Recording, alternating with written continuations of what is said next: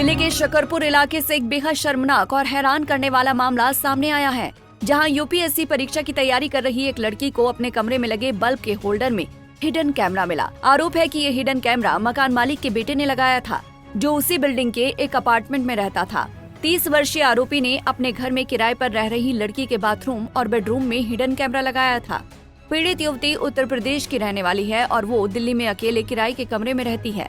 बताया जा रहा है कि युवती जब अपने घर यूपी जाती थी तो कमरे की चाबी मकान मालिक को देकर जाती थी। डीसीपी अपूर्व गुप्ता ने बताया कि महिला ने अपनी शिकायत में बताया कि उसे हाल ही में अपने व्हाट्सएप पर कुछ संदिग्ध गतिविधियां देखने को मिली।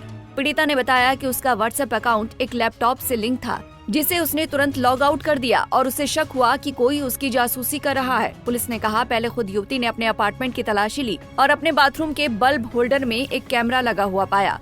युवती ने तुरंत इसकी जानकारी पीसीआर कॉल पर दिल्ली पुलिस को दी। अधिकारी ने कहा कि एक उप निरीक्षक महिला के घर पहुंची और दोबारा तलाशी ली और उसके बेडरूम के बल्ब होल्डर में एक और कैमरा लगा हुआ पाया। पुलिस ने जब करण से सख्ती से पूछताछ की तो उसने अपना गुनाह स्वीकार कर लिया। करण ने बताया कि 3 महीने पहले युवती की गैर मौजूदगी में उसने 3 स्पाई कैमरे खरीदे, फिर उसके बाथरूम और बेडरूम में फिट कर दिया। पुलिस अधिकारी ने बताया कि इन कैमरों को ऑनलाइन कंट्रोल नहीं किया जा सकता। रिकॉर्ड हुए फुटेज कैमरे में लगी मेमोरी कार्ड में ही सेव होते थे।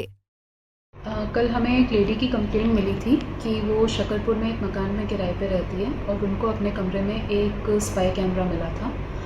इमीडिएटली पुलिस जब मौके पर पहुंची और फैक्ट्स हमने वेरीफाई किए तो आईओ और उनके जो साथी थे उनको पता चला कि उस लेडी के कमरे में 2 जगह पे स्पाई कैमराज इंस्टॉल थे, एक बाथरूम में और एक बेडरूम में। लेडी से पूछताछ करने में पता चला कि मकान मालिक के जो बेटे हैं वो फ्रिक्वेंटली उनके कमरे में मेंटेनेंस वगैरह को लेकर आते जाते रहते थे उनके पीछे से, और कई बार आते जाते इमरजेंसी में अपने कमरे की चाबी वो उन मकान मालिक के बेटे के पास ही छोड़ कर जाती थी, जो कि उनके काफ़ी ट्रस्टेड थे। तो उनकी इन्फॉर्मेशन के बेसिस पे हमने मकान मालिक के बेटे करण को पकड़ा और उनको इंटरोगेट किया।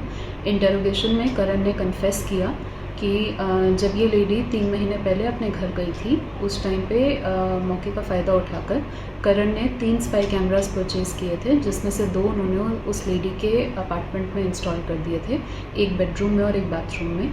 और उस कैमरा के मेमोरी कार्ड को निकालने के लिए कई बार वो उस लेडी के कमरे में आते जाते रहते थे। लेडी के शक के आधार पर और करण के कन्फेशन के बेसिस पे हमने करण को अरेस्ट कर लिया और इस केस को वर्कआउट कर दिया।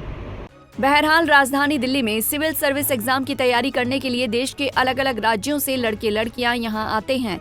दिल्ली आने के बाद उनकी सबसे पहली जरूरत एक कमरे की होती है, जिसके लिए वो अच्छा खासा किराया भी देते हैं।